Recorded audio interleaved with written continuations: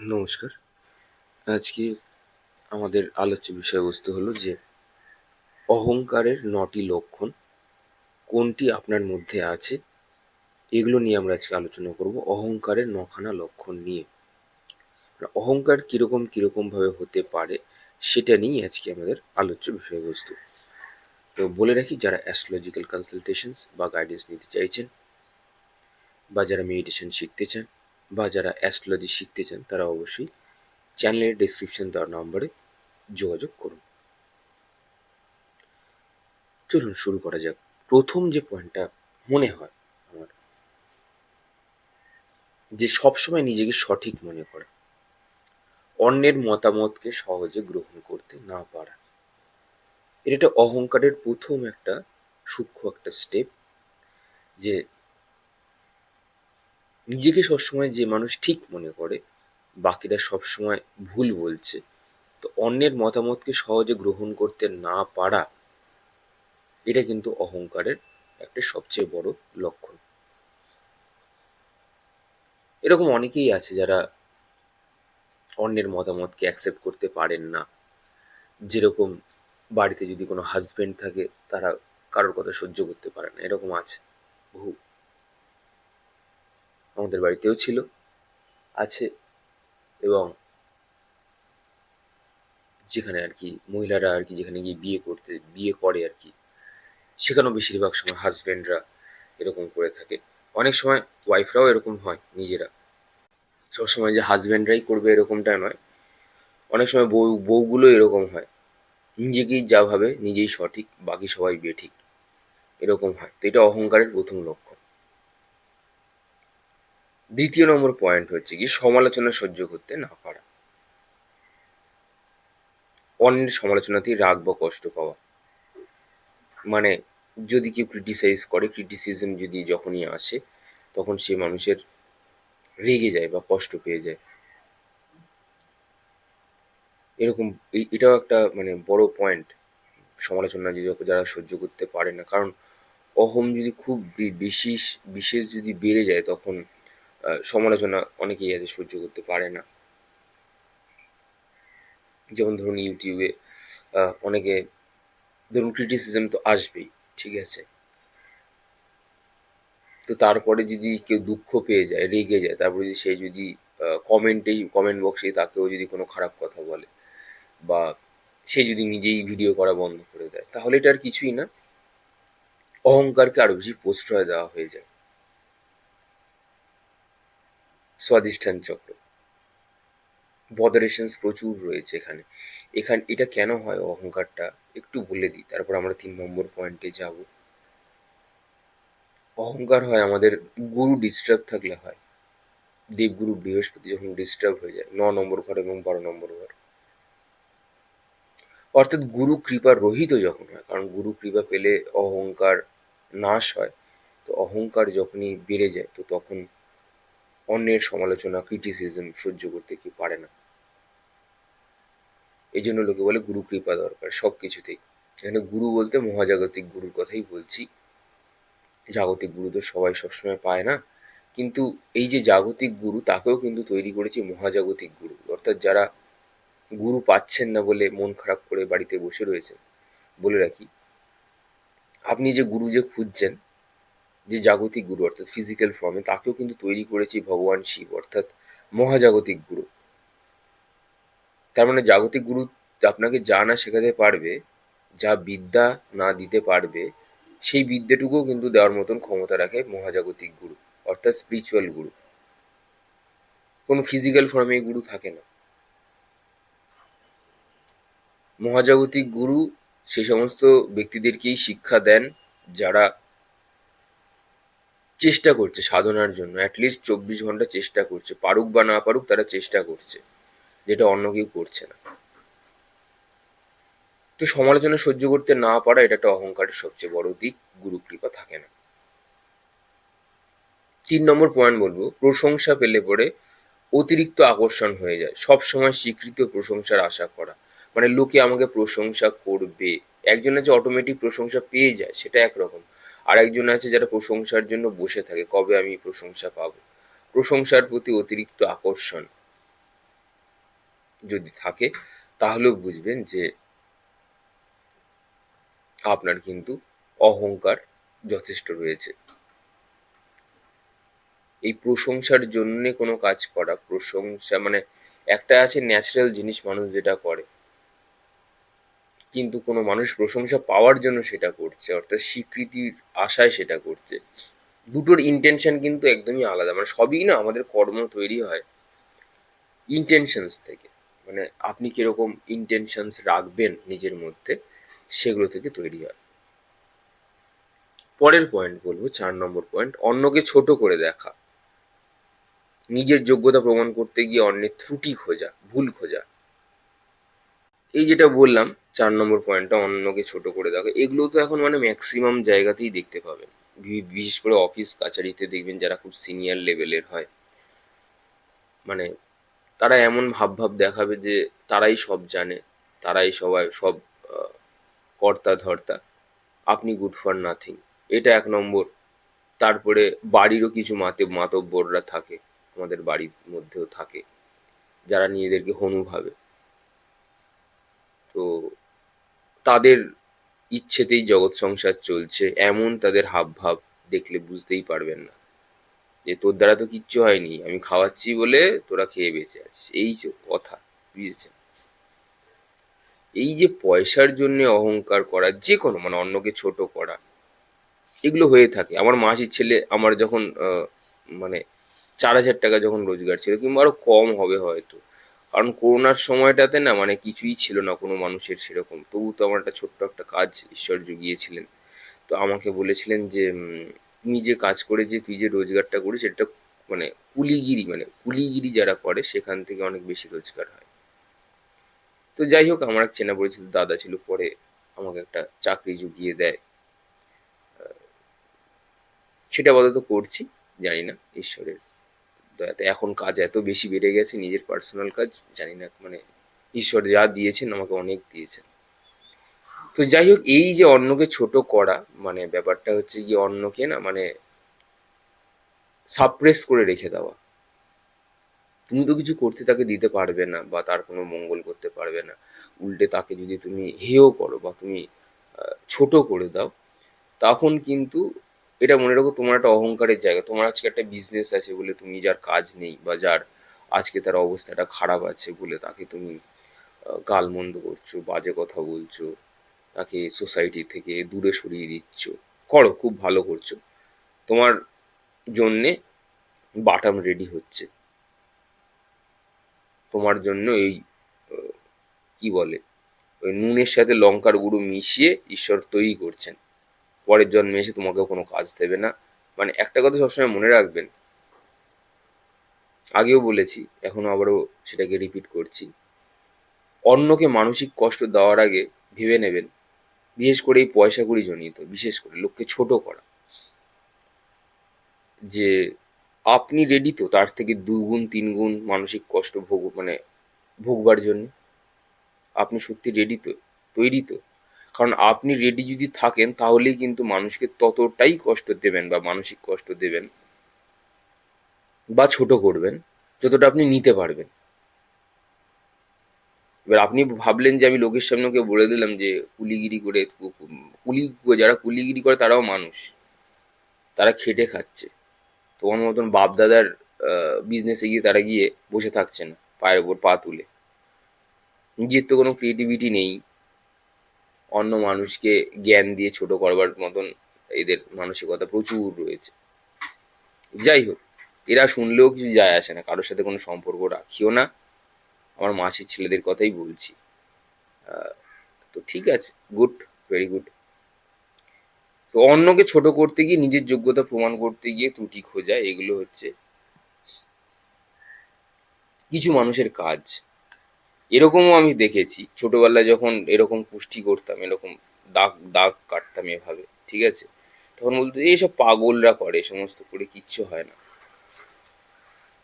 ধরুন একটা ঠাকুরের বই পড়ছি, ঠাকুর শ্রীরামকৃষ্ণের বা বিবেকানন্দের কোনো বই পড়ছি, বা কোনো তন্ত্রের একটা বই পড়ছি, বলছি এগুলো পড়ে কিচ্ছু হবে না, এগুলো করে তোরা বৃথায় সময় নষ্ট করিস, কিছুই হবে না তোর দ্বারা, সব ওদের দ্বারা হবে। তার মানে ঈশ্বর আমাকে বা আমার মতন যারা রয়েছে তাদেরকে তৈরি করে ঈশ্বর ভুল করেছে, ধরতি কা বোঝ। আর ওরা হচ্ছে কি ধরতির সবচেয়ে উচ্চ কোটির আত্মা। এইরকম যারা ভাবে তাদের গুরু এমনিই খারাপ, ডাউন। এদের চার্ট যদি চেক করেন, আমার কাছে আসলে তো একদম পয়সা ছাড়া তো মানে অবশ্যই না।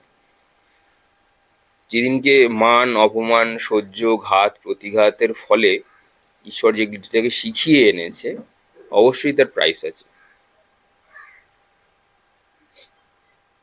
পরের পয়েন্টে আমি যাব, ভুল স্বীকার না করা। ভুল বুঝলেও ক্ষমা চাইতে অনীহা, এইরকম টাইপের ব্যক্তিরাই থাকে। 5 নম্বর পয়েন্ট, এটা জানে আমি ভুল বলেছি, ওকে ছোট করেছি, ওকে আমি গুড ফর নাথিং বলেছি। তুমি যখন গুড ফর নাথিং বলছো, এটুকু তুমি জেনে রেখো, তুমি আরেকটা সৃষ্টিকে তুমি ডিক্লাইন করে দিচ্ছ, অর্থাৎ নাকচ করে দিচ্ছ। কারণ আমার দ্বারা তো কিছু, যেহেতু আমার কোনো ক্যালিবার নেই বা আমার কোনো গুণ নেই বা ট্যালেন্ট নেই, সত্যি আমার কোনো গুণ নেই বা ট্যালেন্ট নেই, কিন্তু তাও তো ঈশ্বর এই শরীরটাকে তো সৃষ্টি করেছেন। উনি হয়তো গুণ কম দিয়েছেন তোমার থেকে, উনি হয়তো তাকে পয়সা কড়ি কম দিয়েছে তোমার থেকে, তা বলে এই নয় যে তাকে তুমি নাকচ করে দিলে। তুমি তাকে নাকচ করে দিলে মানে এই সৃষ্টির একটা পার্টকে তুমি নাকচ করে দিলে। তার মানে ব্যাপারটা হচ্ছে, তোমার সামনে দিয়ে যদি কোনো পিঁপড়ে হেঁটে যায়, তুমি বলতে পারবে না যে পিঁপড়েটা খারাপ বা ভালো। ওর মতন। একটা গাছ যে দাঁড়িয়ে আছে সে তার মতন, একটা বাড়ি দাঁড়িয়েছে সেটা তার মতন, সে তার দিক থেকে ভালো।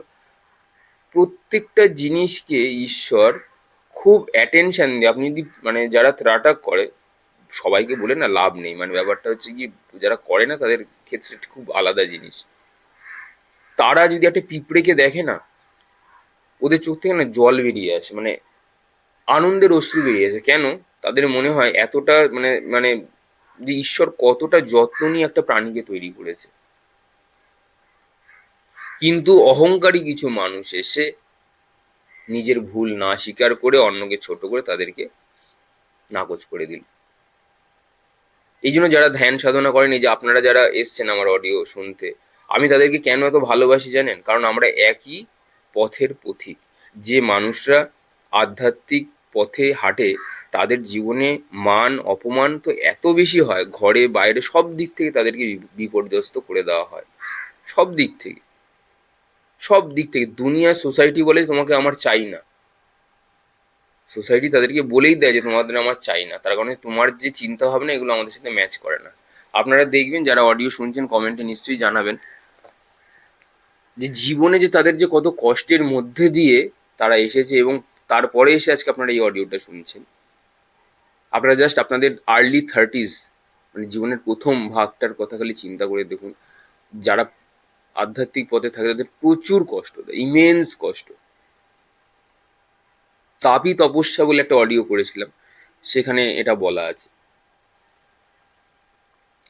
তো 5 নম্বর পয়েন্ট বললাম, ভুল স্বীকার না করা, ভুল বুঝলেও ক্ষমা চাইতে অনীহা। ওরা অনেক বড় বড় মানুষ, ওরা ভুল কেন স্বীকার করে? ভুল যত সব আমাদের হয়। 6 নম্বর পয়েন্ট হচ্ছে সবকিছু নিয়ন্ত্রণ করতে চাওয়া, সব সিদ্ধান্ত নিজের মতো করাতে চাওয়া। মানে ব্যাপারটা ধরুন, আপনার ধরুন মনে হলো আপনি একটা ফোন কিনবেন, কিনতেই পারেন। আপনি একটা ফোন কিনলেন, বাড়িতে নিয়ে এলেন।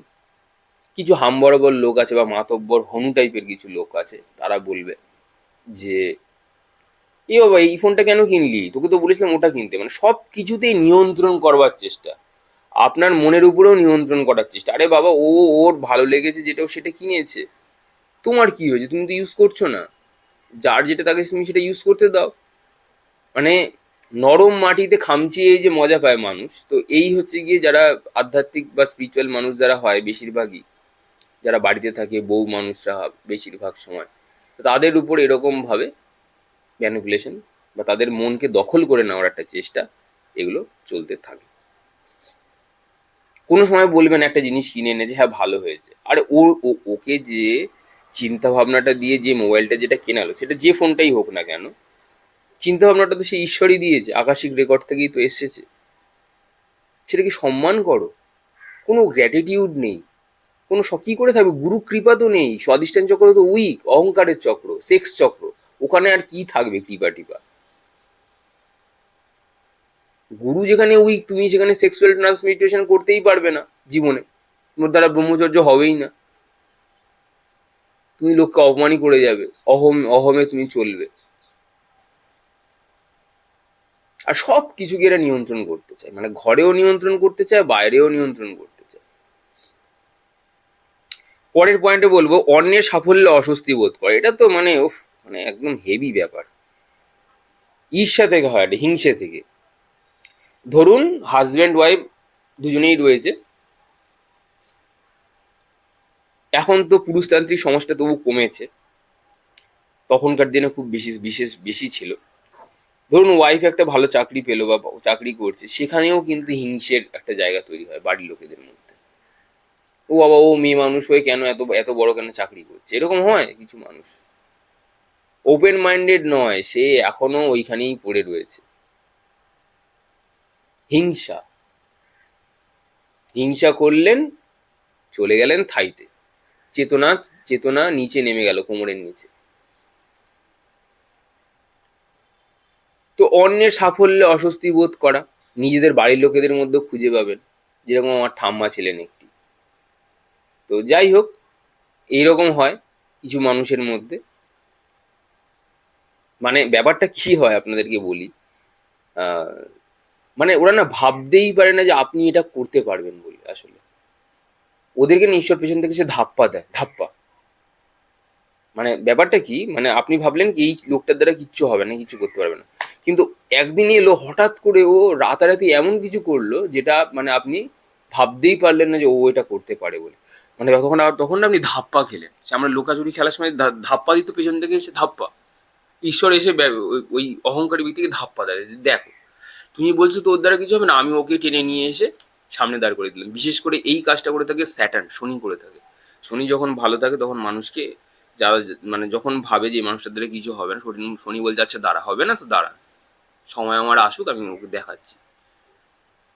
ওকে যাকে তুই বললি কিছু হবে না, আমি যেহেতু ওর দশা ও ভালো পেয়ে গেছে, ওর স্মুথ পিচ পেয়ে গেছে, তো স্যাটার্ন এসে কি করবে, রাজা বানাবে ওকে। ওকে নিয়ে এসে ওকে সামনে, ওকে আলোর সামনে এসে এনে ওকে দাঁড় করিয়ে দেবে, যে দেখ তোরা বলছিস না কিছু হবে না, দেখো আমি দাঁড় করিয়ে দিয়েছি। তো এই যে সোসাইটিকে চ্যালেঞ্জ করা, সেটা একমাত্র শনি অর্থাৎ শিব, কাল, সময়কে নিয়ন্ত্রণ করে। তো এরকম ধাপ্পা প্রকৃতি দেয়। পরের পয়েন্ট হচ্ছে শেখার মনোভাব হারিয়ে ফেলা। এই যে কিছু মানুষ আছে দেখবেন, মনে করে আমার আর শেখার কিছুই নেই, কত বড় বিজ্ঞ হয়ে গেছে কত মানুষ। আমৃত্যু মানুষকে শিখে যেতে হয়। যদি তাই না হতো তাহলে বাবাজি এখন অব্দি, বাবাজি মহারাজ, উনি শরীর কেন তাহলে ধারণ করে আছে, কত কিছু শেখার আছে, কত কিছু শেখানোর আছে, এই জন্য উনি উনি রয়ে গেছেন সমাজের স্বার্থে। শেখার মনোভাব যদি না থাকে, অর্থাৎ নিজেকে যদি কেউ স্টুডেন্ট না মনে করে, যে আমি ছাত্র, আমি এখনো গুরুকুলে রয়েছি, তাহলে কিন্তু অহংকার ভাব আসবেই। এই যখনই আপনি বলবেন যে আমার আর শেখার কিছু নেই, তার মানে আপনি হনু হয়ে গেছে, আপনার আর শেখার কিছু নেই। তখনই আপনার কিন্তু এই অহংকার বোধ এসে আপনার উপর চেপে ধরবে। আপনার স্পিরিচুয়াল যারা জার্নিতে আছেন তাদেরও কিন্তু খুব মাথায় রাখবেন, এই অহংকার বোধও কিন্তু অনেক সময় মানুষকে শেষ করতে পারে। পরের পয়েন্ট বা লাস্ট পয়েন্ট বলবো, নিজেকে সবচেয়ে গুরুত্বপূর্ণ মনে করা। অর্থাৎ নিজের যা সুবিধা ও সম্মানকে সবার আগে রাখা, অর্থাৎ তার যে সুবিধা সেগুলোকে সে সবার আগে রাখবে। ধরুন একটা বাড়ির মধ্যে হোক বা বন্ধুদের মধ্যে হোক, একটা সুবিধা, মানে মানে সবসময় নিজের টাইমটাকে, মানে কি বলবো, মানে নিজের সুবিধাটাই সুবিধার, বাকি অন্যজনের সুবিধাটা কোনো অসুবিধা তার ক্ষেত্রে, এরকম আর কি হয়। এরকম দেখবেন অনেকেই আছে নিজেকে সবচেয়ে বেশি ইম্পর্টেন্ট পার্সোনালিটি বলে মনে করে বা ইম্পর্টেন্ট পার্সন বলে মনে করে, যেরকম আমার দাদাগুলো মনে করতো। তাদের মধ্যে একজন নেই, একজন রয়েছে, কিন্তু ওই একই, ওই চিন্তা ভাবনা কোনো বদলাবে না কিছু মানুষের। ঠিক আছে, ঈশ্বর প্রারব্ধ থেকে সমস্ত কিছু করিয়েও কিছু করতে পারবে না। তো যাই হোক, আজ আসি, আবার কালকে দেখা হবে। এই অহংকারের 9টা লক্ষণগুলো বললাম।